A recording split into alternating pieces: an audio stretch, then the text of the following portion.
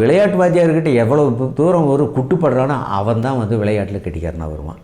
எவன் விளையாட்டு வாத்தியார்கிட்ட குட்டுப்படவே இல்லையோ அப்படின்னா அவன் வந்து கிரவுண்டில் போய் விளையாடவே இல்லைன்னு அர்த்தம். எவன் ஆசிரியர்கிட்ட திட்டுவாங்களே அவன் வந்து படிக்க ஆரம்பிக்கவே இல்லைன்னு அர்த்தம்.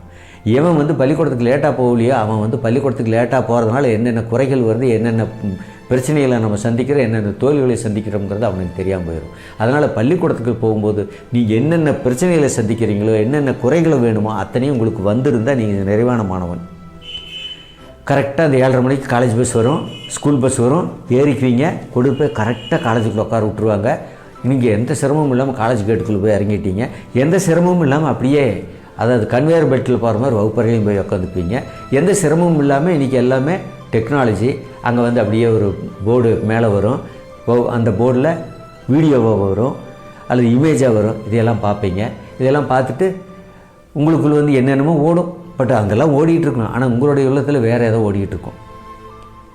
அதே மாதிரி ஈவினிங் என்னாகும், வகுப்பு முடியும், வெளியில் வருவீங்க, கன்வேயர் பெல்ட் கேட்டில் கொண்டாந்து விடும், பஸ்ஸுக்கிட்ட போவீங்க, பஸ்ஸில் ஏறுவீங்க. ஏறுனது தான் தெரியும், அப்புறம் திடீர்னு விசில் அடிக்கிற போது தான் தெரியும் உங்கள் வீட்டுக்கு பக்கத்தில் வந்துருச்சுன்னு. இறங்குவீங்க, இறங்கினோடனே வீட்டுக்கு போவீங்க.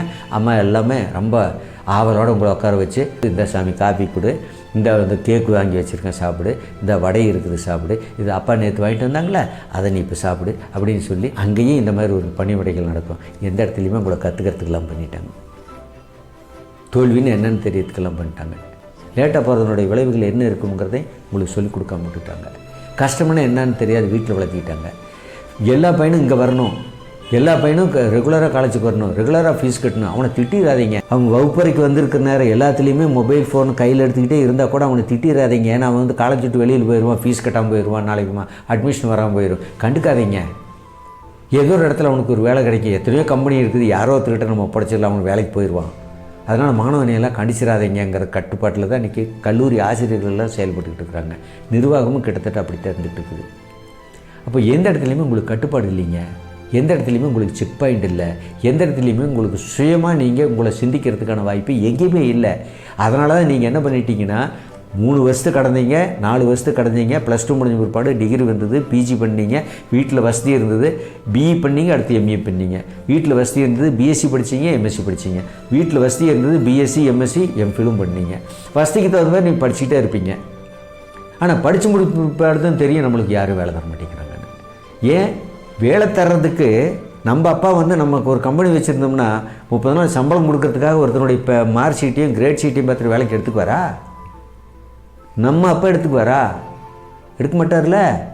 நம்ம அப்பா கம்பெனியில் ஒருத்தருக்கு வேலைக்கு எடுக்கிறாருன்னா டெய்லி 5000 சம்பாரித்து கொடுத்தாருன்னா அவருக்கு வந்து ஒரு 300 ரூபாயிலேருந்து 500 ரூபா சம்பளம் கொடுக்கறதுக்கு அவர் முயற்சி பண்ணுவார்.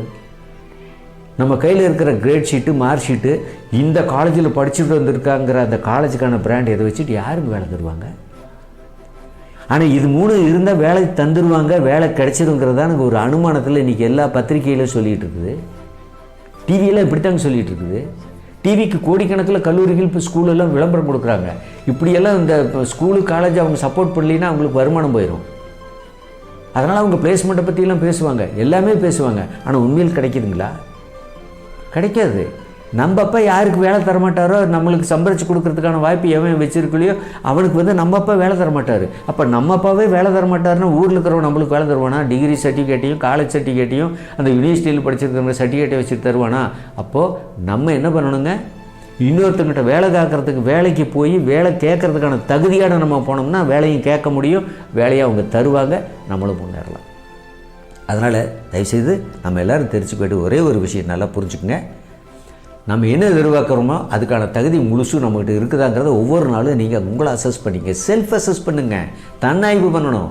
தன்னாய்வு பண்ணாதவங்க யாருமே வாழ்க்கையில் வந்து ஜெயிக்க முடியாதுங்க. ஏன்னா அடுத்தவங்களை சார்ந்து தான் நம்ம வாழ்ந்தாகணும். அடுத்தவங்களை சாராமல் நம்ம வாழவே முடியாது. நம்ம வீட்டில் எவ்வளோ தான் கோடிக்கணக்கான ரூபாய் வருமானம் வந்தாலும் சரிங்க, அது விவசாயி சார்ந்து தான் இருக்கிறோம். ஒரு காய்கறியை அவன் தான் விளைவிச்சுட்டு இருக்கிறான், நெல்லை அவன் தான் விளைவிச்சுட்டு இருக்கிறான், அரிசி அவன் தான் விளைவிச்சுட்டு இருக்கிறான். நம்ம வீட்டில் பயன்படுத்துகிற அத்தனை பொருள் யாரோ ப்ரொடியூஸ் பண்ணிகிட்டு இருக்காங்க, யாரோ ப்ரொடக்ஷன் பண்ணுறாங்க. சமையல் கட்டில் இருக்கிற பொருளெல்லாம் யாரோ ப்ரொடக்ஷன் பண்ணிகிட்டு இருக்காங்க, தூங்குற இடத்துல இருக்கிறதெல்லாம் யாரோ ப்ரொடக்ஷன் பண்ணிகிட்டு இருக்காங்க. ஆனால் நம்ம மட்டும் காசை மட்டும்தான் வாங்கணும், காசை வைக்கணும், லேவிஷாக இருக்கணும், ஜாலியாக இருக்கணும், சாப்பிடணும், தூங்கணும், எனக்கு வருமானம் வரணும். இந்த கான்செப்டில் போனதுனால தாங்க நமக்கு இது எல்லாமே கை கூட மாட்டேங்குது. அதனால் நம்மளுடைய கான்செப்டை மாற்றணுங்க. உழைப்புக்கு தயாராகணும், நமக்கு வேலை கொடுக்கறதுக்கு 1000 பேர் காத்துட்ருக்காங்க. காத்துக்கிட்டு இருக்கிறவங்க எந்த பக்குவத்தில் காத்துட்ருக்காங்களோ அந்த பக்குவத்தில் அவங்க முன்னாடி போய் நீங்கள் நின்று பாருங்கள். உங்களுக்கு வேலை கொடுக்கலீங்கன்னா என்கிட்ட வாங்க, நான் வேலை வாங்கி தரேன். மீண்டும் நல்லதொரு செய்தியுடன் அடுத்த நிகழ்ச்சியில் நம்ம பார்க்கலாம்.